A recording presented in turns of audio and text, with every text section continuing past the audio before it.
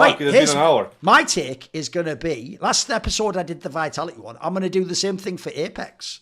I actually think, I'm one of those people, by the way, where if you go back to when it was, like the first year he was the IGL 2021, I remember thinking, like, he's probably doing something because they were, like, better than you expected on land by the end of the year after have been so whack for most of the year. But I was one of those people where, a bit like this Broland topic, that's why I even thought this was like a perfect segue, actually, that Maui brought that up.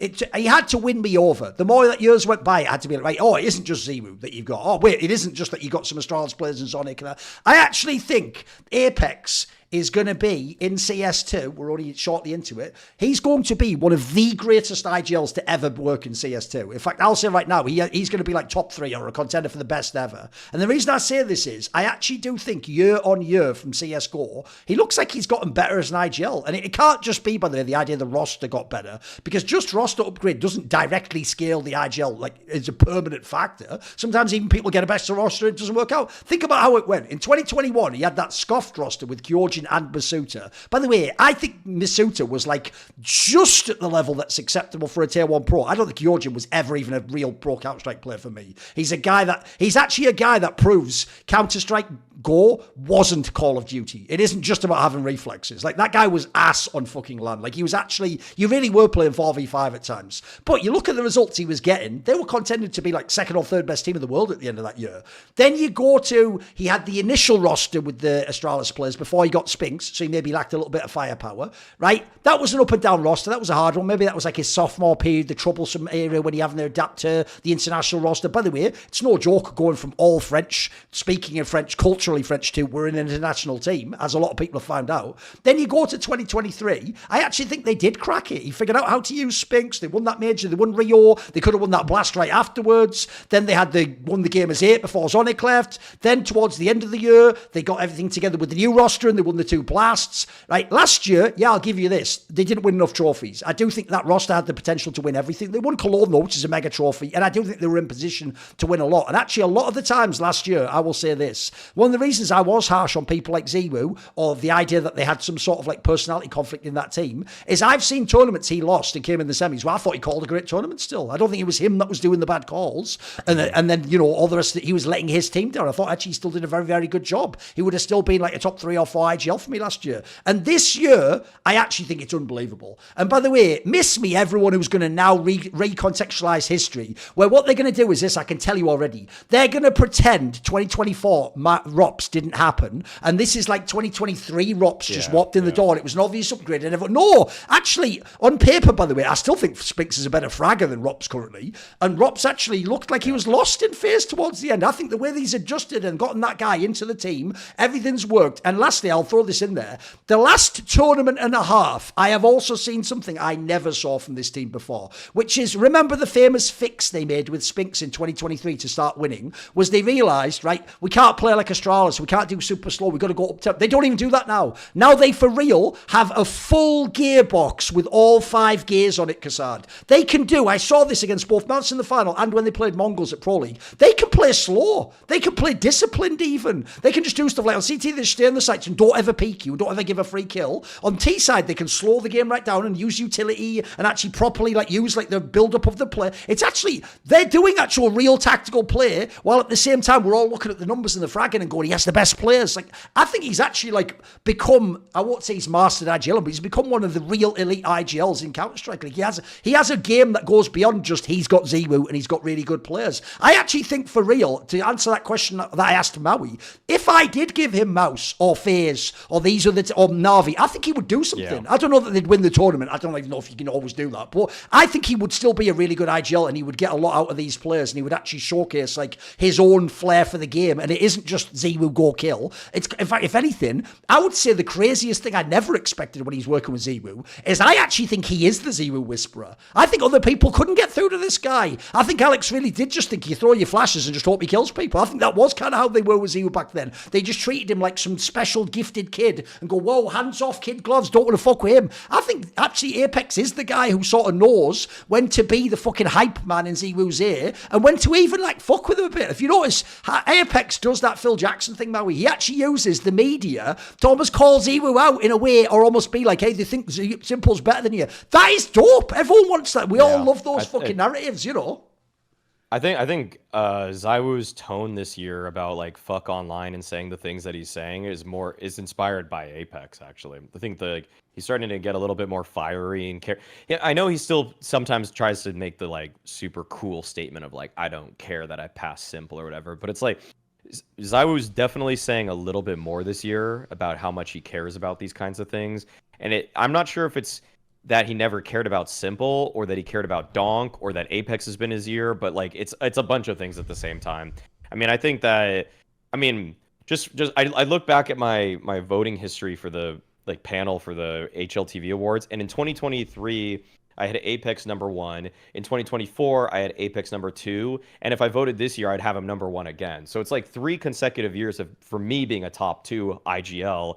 And I have a hard time believing 3 months into this year that he's going to be out of my top 3. Like, it's very safe to say that he's going to be a top 3 IGL with already, even if the body of work collapses, he's already won enough this year that it's pretty unlikely that somebody sneaks in above him. So I like the idea also that if you put him on another team, because he's definitely a guy that's just like he's still clearly in a position of playing at a super high level for a reason. His work ethic and mentality is constantly being renewed. I don't think he's not a player that to me also like has ever struck me as like how do I say, like a toxic ego for himself. He's not like Maui, that's one thing that gets missed, because he does the flamboyant on camera stuff. What people don't know is off camera, look, part of that is his personality. He's a silly like character. He likes to do jokes and be in bar stuff. But I'll tell you what, he's a very serious professional, Maui. I can tell you this guy actually, it's why me and him get along. By the way, he doesn't get offended if I say Simple's better than Zywoo. He would have that discussion. He'd be like, well, here's the reasons why. He's like a really diligent pro too. Yeah. Keep going anyway. Yeah. That's what I mean. It's just that his ego doesn't get in the way of change. As far as I can tell, he's to me renewed himself as an individual from moving from entry fragger to in-game leader. But even his ideas for CS:GO to CS2 have seemingly paid off too. Like he knows the amount that you should disrespect smokes in this game, and I think that some of the IGLs, for example, probably don't do it as well as they do. Like, I think the way that Vitality is so much more explosive, even in the face of opponent's utility. Like they can get through it in ways, and that does speak to player quality. But I think it's also apEX realizing when is it a good time to go and not a good time to go. Like watching Navi in some way, they don't even play around it as well as I feel like Vitality do nowadays. So yeah, no, I feel like it's. I mean, we have to see how long CS2 go. I mean, it's always one of those like, is that's what makes it a hot take. Yeah, but yeah. But, I think he has a real chance. I'm waiting. Put it this way, Maui, like you just said there, the body of work is underrated at this point in time. People really do just think he had Zywoo or something, mate. Yeah, I feel the good thing about apEX and like making Vitality takes today is I just feel like they're gonna age well. I just feel like it's almost right now. It's a fun hot take because it's like these are ones that are like. At the beginning, you say this is going to be a Vitality era, and it sounds really good, but it's almost like if you don't see this, you might be the crazy one. Come on then, Kassad, where you going on this one? First of all, I guess the saying of the day is the body of work. Whatever the fuck does that mean? It's what you claimed Zywoo doesn't have. I mean, is this a feminine phrase? Is this too feminine of a phrase? I don't know. I never heard of it. You said it like at least 4 times in the last hour. Body of work. What the fuck is that? But let's go back to the fucking point.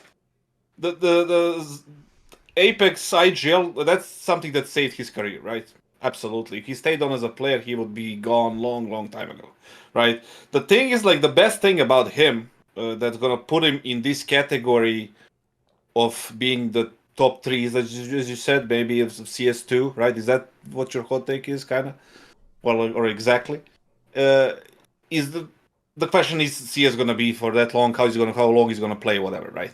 There are arguments. The thing is, like, the most positive thing that I can see is that he's projecting to the team and to the public, to the fans inside the game, the aura of a captain, right? That's what he's. Even though he's not the best player, you know who the captain is. Like you see Vitality walking towards you, you know who the captain is. It's not Zywoo, it's not fucking Flames, it's apEX. So that's one thing. The second thing is he's obviously very vocal person. You said he is not gonna get salty because you say Nico is better than Zyvo, or Simple is better than Zyvo, or Donk. He's gonna argue with you, like, because of this or that. Doesn't really matter who wins the argument there. He's gonna argue, right? Well, inside the game, he's vocal. He has these stress releases that he's like waving his arms, yelling, screaming. Like, I don't mind that. For me, that's fine. The one thing we don't know is the interpersonal, relationships and how he deals with like a lack of discipline, lack of other stuff in game that kind of childish things. Does he get frustrated? Does he get does he let the coach do? Does he get and does he deal with it in a healthy way now that he's older and one of the veterans? Also, we don't know that. That's something that I would like to know, or from different people, or from himself. So those are all the kind of the positive things when it comes to him right now. The longevity can be a problem. How long can he keep it up? Does Vitality at some point going to have another plans for another IGL when they start losing? I don't think so. I don't think he is going to be, a person that's going to be removed from the lineup. Even though they do badly, because there were times when they were not so good, like you said at the very beginning of the argument, Duncan, in 2021 and 2020, Suta and the Kyojin and the 6-man roster and all this shit. On top of everything, he has Zyvu, and Zyvu together with him has one of the true contenders for the GOAT spot. And obviously Zyvu has his qualities, but it did help to have a veteran like that, in apEX, right? Somebody who can, be his kind of a guide through all of this as an IGL, right? But the question maybe I have for you, Duncan, is: do you think? Yes, you said at the beginning that he has become better and better over time. Yeah, over the years as an IGL. I agree. That's fine. Do you think he's a better IGL with Extaz or with Zonic? Because right now, last year you said they had a lineup that should have been more competition, was obviously fierce, right? That was. Put it this way, to reference the first point of this show, Kassad, I genuinely think it wouldn't have been unfair for Vitality to fire X-Stars having that roster and getting one trophy. Also, maybe I can rephrase the question. Do you think he would be the same guy with the same success if he brought Zonic with him to? That's hard to know. Zonic stayed with him. And one of the reasons I think that's hard to know is actually what people probably don't know. This is actually a good time to reference this, Kassad. Is if you saw when they won the championship, you will have seen on camera, it wasn't just Extaz who was there. They have that Matt guy who used to be in fucking Clan Niska, all that shit, and used to be a 1.6 player. That guy's there, and as far as I know, him and Extaz, even when Zonic was there, they credited them when they won the Blast Paris and said that they were behind the scenes, like helping as part of the coaching staff or something. So as far as I know, because actually within Vitality, it's implied they have more than just the IGL, just the coach. They actually have like a staff of people and they know like the work distribution. So it sounds like they've got a good setup, whether or not I think Extaz is the good coach or not. Like it sounds like whatever pairing they have works. That's an interesting question. Put it this way, in some ways, knowing what potentially we might know about Zonic now, I'd probably give him more props if he had Zonic now, because I don't think he was like the tactical genius. I mean, by the way, I always thought it was Glaive that did most of it. I thought Zonic's whole stuff. The reason why I've never understood that whole angle is, and who is the person, guys, who built up this narrative about Zonic? Because what I don't get is, Zonic wasn't an in-game leader in 1.6. I've always told people this. I've never got what that take is. Like, that, to me, he was the person who was like the secondary caller with the IGL. So to me, that's why coach even makes a lot of sense. You're just doing that again as the coach. That's why it's not terrible. The idea is supposed to contribute in the timeout. So I don't know. I figure out Extaz and him. It's just the problem is they've got insane history together, haven't they? They've been around like, 6 or 7 years? It goes back now or something. It's been quite a long time at this point. I think that narrative about the coach is like, when you have so much titles, majors, and everything, it kind of comes with it. Like everybody was glorified in that Astralis lineup, no matter who they are or what they did or what we know or didn't know. Sure. Everybody was glorified because they were, winning everything for multiple years, right? It's still number one team to ever, like the best team, whatever, right? And he was a part of that team, whatever he did, right? And that comes back to the point that we are not trashing like his accomplishments or his image, just the project of Falcons. But the thing is with apEX, I think he got everything that he deserved with this success, right? I think he is a player who loves the game. He feels the passion about the game very, very much. I think he's invested in this. He invested majority of his life into this thing. He fought for his spot in the teams, even when his skill went down.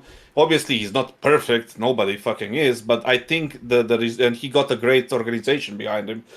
If you think about it, For sure. the moves they made and the money they spent on like some other teams, multiple teams, they have a healthy system. Even before the lineup that they have right now, the one with Kyojin, and that was all a part of that process that evolved into something good. Unlike, again, other teams, right, that are evolving into fucking nothing.